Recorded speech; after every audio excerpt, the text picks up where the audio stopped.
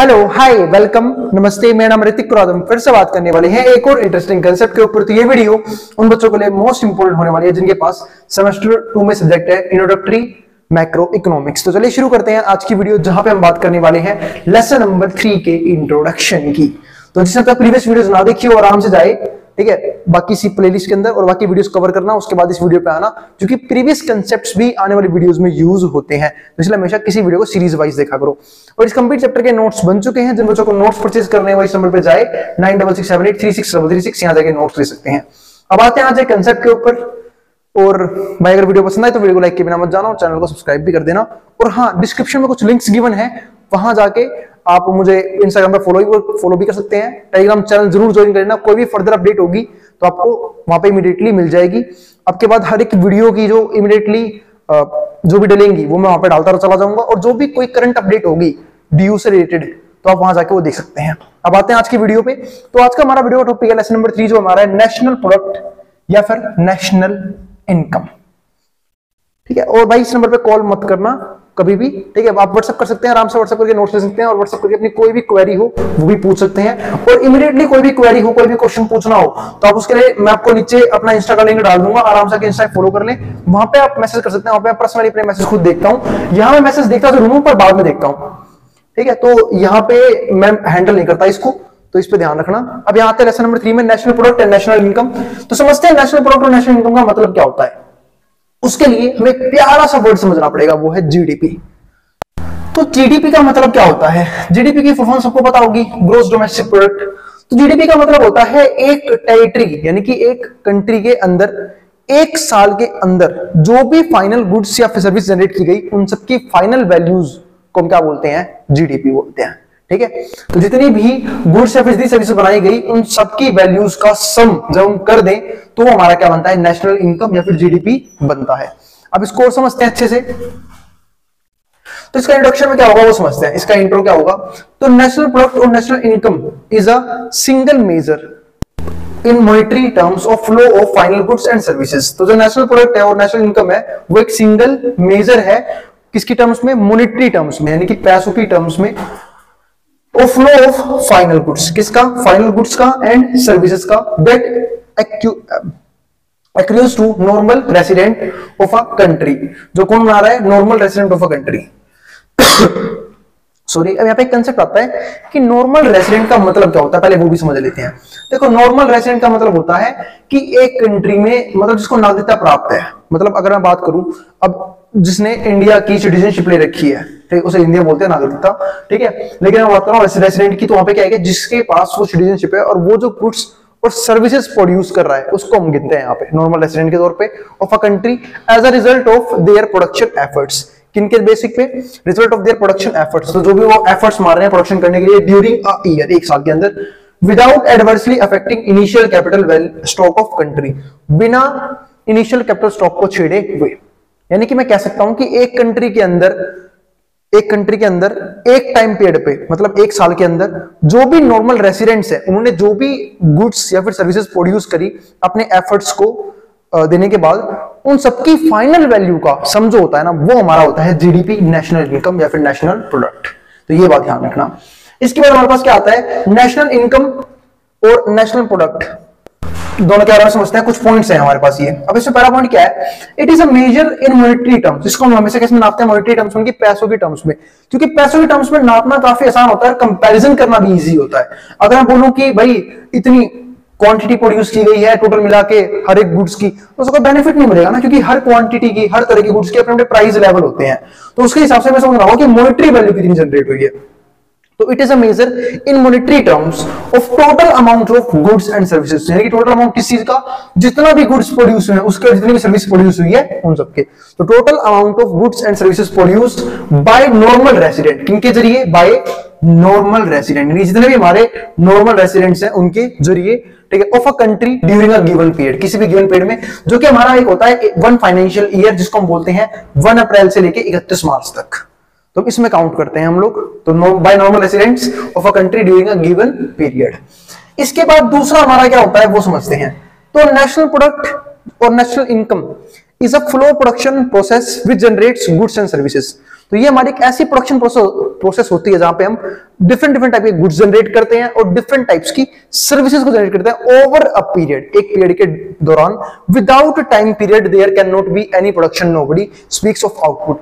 यानी कि एक सिंपल सी बात है, बिना टाइम पीरियड के हम प्रोडक्शन की बात नहीं करते, इसलिए हमारा जो प्रोडक्शन होता है वो फ्लो कंसेप्ट में भी आता है। क्योंकि अब एक सिंपल सी बात है, मुझे किसी भी चीज की प्रोडक्शन करनी है उसमें टाइम जरूर लगता है। हाँ, ये हो सकता है कोई चीज 1 घंटे में बन जाए, कोई चीज 1 दिन में बन जाए, कोई चीज 1 साल में बन जाए, कोई चीज 1 महीने में बन जाए, वो टाइम पीरियड होता है, लेकिन टाइम पीरियड जरूर चाहिए होता है किसी भी चीज को बनने के लिए। तो वही बात यहां पे कही गई है कि ये एक फ्लो प्रोडक्शन प्रोसेस है which generates goods and services over a period. Without time period there can not be any production. बिना टाइम पीरियड के हम कोई भी चीज प्रोड्यूस नहीं कर सकते, प्रोडक्शन नहीं कर सकते। Nobody speaks of output at a point of time. कोई भी जो व्यक्ति है वो आउटपुट की बात कभी भी एक पॉइंट ऑफ टाइम पे नहीं करता, वो एक टाइम ड्यूरेशन के अंदर करता है। बीइंग अ फ्लो, तो ये एक फ्लो है, production measured only for different periods of time. इसको हम क्या मानते हैं, डिफरेंट पीरियड ऑफ टाइम के अंदर नापते हैं। कभी 1 साल के अंदर कितनी प्रोडक्शन हुई ये देखा, कभी 1 हफ्ते के अंदर कितनी प्रोडक्शन हुई वो देखा, कभी 1 महीने के अंदर कितनी प्रोडक्शन की गई ये भी देखा। ठीक है, तो एक टाइम पीरियड के अंदर जब भी हम कोई चीज कैलकुलेट करते हैं हम बोलते हैं फ्लो कंसेप्ट। तो ये हमारा क्या होता है, फ्लो कंसेप्ट होता है। The unit of time for measurement of NP and NI is generally 1 year. तो जो मेजरमेंट यूनिट है ना, किसको नापने की, नेशनल प्रोडक्ट को नापने की या फिर नेशनल इनकम को नापने की, वो जनरली 1 साल होती है। और 1 साल भी क्यों, 1 साल पूरा फाइनेंशियल ईयर, अकाउंटिंग ईयर भी बोलते हैं हम इसे। ठीक है, जो हमेशा ध्यान रखना, अकाउंटिंग ईयर जो कॉमर्स के बच्चों को पता ही होगा कि वो हमेशा 1 अप्रैल से शुरू होता है और 31 मार्च पे खत्म होता है। इसको हम बोलते हैं अकाउंटिंग ईयर, फाइनेंशियल ईयर। अब आगे देखते हैं, जो हमारा थर्ड है वो समझते हैं। थर्ड पॉइंट से 2 पॉइंट हो गए। तीसरा पॉइंट क्या है, national product and national income measures goods and services which accrue to a country. जो accrue to a country only as a result of its production efforts. किसके रिजल्ट के basic पे, production efforts. And it excludes all goods and services received otherwise. इसका मतलब क्या है कि जो एनपी एंड है ना, एनपी और जो हमारा एनआई है, यानी कि हमारा national product national income measures goods and services which accrue to a country only as a result of its production efforts. इसका मतलब इसके अंदर हम सिर्फ और सिर्फ ऐसे गुड्स और सर्विसेज लेंगे जिसको प्रोड्यूस करने में हमने एफर्ट लगाया हुआ है। और it excludes all goods and services received otherwise. और अगर बिना एफर्ट के हमने किसी तरह के गुड्स को जनरेट किया है, किसी तरह की सर्विसेज हमारे पास आई है, उसको हम यहाँ पे एक्सक्लूड करते हुए चलते हैं। बात ये है, बिना एफर्ट के हम कैसे गुड्स और सर्विस जनरेट कर सकते हैं, बात करेंगे उसके ऊपर, चिंता मत करो, अभी करेंगे बात कि कैसे बिना प्रोडक्शन के भी कुछ चीजें हमारे पास आ जाती हैं, तो उनको हम यहाँ पे एक्सक्लूड करेंगे। Goods and services can be received by a country as gifts. क्योंकि जो गुड्स एंड सर्विसेज होती है उसको हम रिसीव कर सकते हैं एक कंट्री के अंदर एज अ गिफ्ट भी, और एड फ्रॉम अदर कंट्रीज। जैसे क्या होता है, कई बार कुछ कंट्रीज है ना हमें गिफ्ट कर देते हैं कुछ चीजें, तो उसको हम यहाँ पे हटा के चलेंगे। फॉर एग्जांपल आपको इसका बेस्ट एग्जांपल देता हूँ। अभी भी एक केस हुआ था, पैंडेमिक आया था कोविड-19। अब कोविड-19 में इंडिया ने जो अपनी वैक्सीन है वो पहले ही तैयार कर ली थी, है ना, मतलब हमने खुद की वैक्सीन यूज की थी। कोवैक्सीन आया था हमारे लिए, ठीक है, या फिर कोविशील्ड, तो वैक्सीन हमारी बनाई हुई थी, हमारी कंपनी के साइंटिस्ट नहीं बनाई थी, मतलब हमारी कंट्री के साइंटिस्ट नहीं बनाई थी। तो अब हुआ क्या, जब अमेरिका में वैक्सीन की जरूरत बहुत ज्यादा बढ़ गई और उतनी तो भाई सप्लाई थी नहीं अमेरिका के पास, तो इंडिया ने उन्हें बहुत ज्यादा वैक्सीन सेंड भी की, उनकी हेल्प भी की थी। क्योंकि अमेरिका में जो हालात है वो बहुत खराब हो गए थे कोविड-19 की वजह से, तो हमें वैक्सीन दी गई, तो एक गिफ्ट था हमारी तरफ से, पैसे नहीं लिए थे उस चीज के। तो वही बात यहाँ पे दिखाया गया है। तो goods and services can be received by a country as a gift or aid from other countries or by use of force। कई बार हम फोर्स से भी कुछ चीजें ले लेते हैं as reparation, कई बार गलती से भी आता है। जैसे फॉर एग्जांपल आपको बताता हूं, कई बार क्या होता है, हम कुछ चीजें अर्न करते हैं। देखो, पेमेंट 2 तरह की होती है ना, फैक्टर पेमेंट और ट्रांसफर पेमेंट, या फिर एक्टिव पेमेंट भी बोल सकते हो। तो फैक्टर पेमेंट का मतलब क्या होता है, हम कुछ करें और हमें पैसा मिले। ट्रांसफर पेमेंट गलती से हो, मतलब किसी भी तरह से जब हम कुछ ना करें और पैसा मिल जाए। देखो, अगर पैसा कमाने से 2 तरीके होते हैं। पहला, आपने कुछ किया, बदले आपको कुछ मिला, मतलब आपने कोई सर्विस दी, आपने कोई गुड्स प्रोड्यूस करने में हेल्प करी, उसके बाद आपको पेमेंट दी गई किसी भी कंपनी से, किसी भी फर्म से, ठीक है, फिर किसी भी व्यक्ति से भी हो सकती है। तो उसे हम क्या बोलते हैं कि भाई अपने मेहनत के पैसा मिल गया, उसे बोलते हैं फैक्टर पेमेंट। लेकिन अगर आपको मान लो किसी ने गिफ्ट प्रोवाइड कर दिया, आप मामा के वहां घूमने गए, आपको उन्होंने कुछ पैसे दे दिए, ठीक है, आप चाचा के वहां घूमने गए, जब आप आने लगे उन्होंने कुछ पैसे दे दिया, फिर उन्होंने कोई गिफ्ट दे दिया, आपका बर्थडे था, आपको गिफ्ट मिल गया। तो ये जो सारे चक्कर है ना तोहफे वाले, गिफ्ट वाले, तो ये सब हमारे किस में आता है, ट्रांसफर पेमेंट में। ऐसे यहाँ पे रीपैरिएशन का मतलब यहाँ पे क्या है कि गलती से अगर पैसे चले गए हो, गलती से कोई ट्रांजेक्शन हो गई हो, कि मान लो फॉरेन कंट्री में कोई बंदा बैठा हो, ठीक है, बिल गेट्स टाइप का, उसने आपके अकाउंट में 1 करोड़ रुपए डाल दिया गलती से, ठीक है, तो ये सब क्या हो जाएंगे हमारे ट्रांसफर पेमेंट, और ये कभी भी नेशनल इनकम में कैलकुलेट नहीं किया जाता। कई बार थ्रू पायरेसी, पायरेसी का मतलब क्या होता है, आप लोगों ने काफी सुना होगा पायरेसी कंटेंट, है ना, आप लोग भी देखते होंगे, नेटफ्लिक्स की चीजें फ्री में अवेलेबल हो जाती हैं, ठीक है, अमेजन प्राइम की चीजें फ्री में वेबसाइट अवेलेबल करवा देती है, पायरेसी वेबसाइट्स, है ना, वहां से उठाई, उसका लिंक डाल दिया और आप डाउनलोड करके मजे ले लो, बिना नेटफ्लिक्स का प्रीमियम लिए आप नेटफ्लिक्स चीजें देख रहे हो, बिना हॉटस्टार का प्रीमियम लिया आप उसकी चीजें देख रहे हो, तो सब क्या है, पायरेसी कंटेंट, यानी कि चोरी से भी कई बार लोग चीजें ले आते हैं अपनी कंट्री में, तो वो हमारा क्या होता है, एक तरह से नेशनल इनकम अकाउंट नहीं होता। इसके बाद क्या आता है हमारे पास next point, production refers to complex of human activities. तो जो प्रोडक्शन है उसका मतलब क्या है कि कॉम्प्लेक्स ऑफ ह्यूमन एक्टिविटीज, यानी कि ह्यूमन एक्टिविटीज को जो हम करते हैं तो उसमें जो कॉम्प्लेक्सिटी आती है ना उसको हम क्या बोलते हैं, production. Concerned with creation with aid of scarce human and material resource, यानी कि जब हम कुछ रिसोर्सेज यूज करते हैं, ठीक है, मैन अपनी पावर्स यूज करते हैं एज अ रिसोर्स, वो काम करते हैं किसी भी गुड्स की, किसी भी सर्विस की जनरेशन में, या फिर कोई भी क्रिएटिविटी दिखाते हैं कुछ नया करने के लिए, तो उसमें एफर्ट लगता है, तो वो सब जब काउंट होता है ना तब हम बात करते हैं प्रोडक्शन की। मतलब प्रोडक्शन जो है ना वो क्या है, क्रिएटिविटी है, कॉम्प्लेक्स ह्यूमन एक्टिविटी है, इसमें बहुत सी चीजें लगती हैं एक ह्यूमन बीइंग की, पैसा भी लगता है, क्रिएटिविटी भी लगती है, टाइम भी लगता है, ठीक है, उसे एफर्ट्स भी मारने पड़ते हैं, तो तब जाके हमारा क्या होता है, कोई भी चीज प्रोड्यूस की जाती है। तो वही बात यहाँ पे लिखी हुई है। और इसके अलावा हैविंग डिटरमिनेबल इकोनॉमिक प्राइस और कॉस्ट, और उन सब चीजों का अपना एक प्राइस भी होता है और अपना एक कॉस्ट भी होता है। जब कोई भी चीज बनाते हैं उस पर खर्चा भी आता है, ठीक है, और उस पर कॉस्ट भी लगती है, तो इसलिए कोई भी है ना उस चीज को बदले पैसे भी चार्ज कर सकता है। तो वही बात यहाँ पे लिखी हुई है। तो और ये सारी चीजें नेशनल इनकम में काउंट की जाती है, क्योंकि इन सबके पीछे कहीं ना कहीं ह्यूमन एक्टिविटीज इन्वॉल्व है और मेहनत की गई है। इसके बाद इसके कुछ टाइप्स आते हैं, वो समझने होंगे, सिर्फ 3 टाइप हैं, उसके बाद हम इस वीडियो को क्लोज कर देंगे। 3 टाइप कौन कौन से वो समझते हैं। पहला, goods and services produced for sale by private and public enterprises. इसका मतलब क्या है कि जो गुड्स एंड सर्विसेज है वो प्रोड्यूस कौन कर रहा है, प्राइवेट या फिर पब्लिक एंटरप्राइजेस, ठीक है, स्मॉल भी हो सकते हैं और बिग भी हो सकती हैं।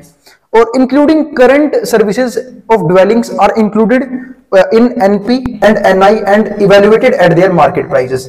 इसका मतलब चाहे कोई सी भी फर्म प्रोड्यूस करे, प्राइवेट फर्म प्रोड्यूस करे, चाहे पब्लिक एंटरप्राइज, पब्लिक का मतलब समझते हो ना, ऐसे गुड्स या फिर ऐसी सर्विसेज गवर्नमेंट आपको प्रोवाइड करे उसको बोलते हैं पब्लिक एंटरप्राइज, यानी कि गवर्नमेंट आपको प्रोवाइड करी है सोशल वेलफेयर के लिए, और private.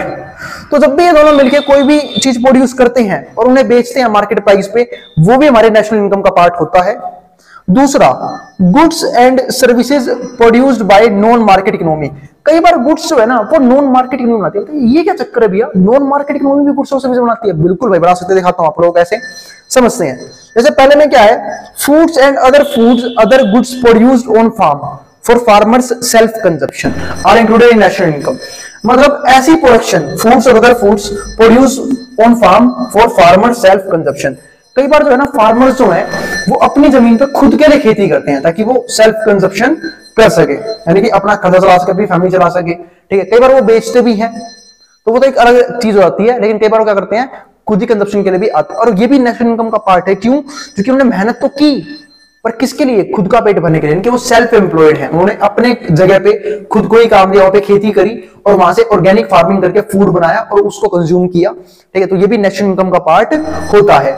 And evaluated eight market prices, इसको भी हम मार्केट प्राइस पे इवैल्यूएट करते हैं। तो क्या यहाँ पे कोई फॉर्म इन्वॉल्व थी? बिल्कुल नहीं, कोई भी फॉर्म इन्वॉल्व नहीं है यहाँ पे। और दूसरा पॉइंट क्या है, rental values of owners occupied houses.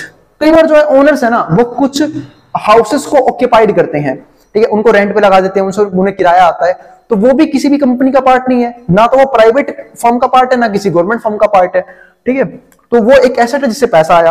तो rental values of owners occupied houses and all payments in kind. इसके अलावा और भी तरीके जो होते हैं पेमेंट के, चाहे वो आपने मान लो कोई किसी तरह कैपिटल गेन किया, तो ये पैसा इन्वेस्ट कर वहां से पैसा आया, एज अ इंटरेस्ट पैसा आया, वो सबका सब नेशनल इनकम का पार्ट जरूर बनता है। तो occupied houses and all payments in kind का मतलब यही है, और भी अदर तरीके जो भी हो सकते हैं। For current services are evaluated on basis of market prices. इन सबको इवैल्यूएट करते हैं मार्केट प्राइस के बेस पे। और उसका बी पार्ट है goods and services supplied free by government.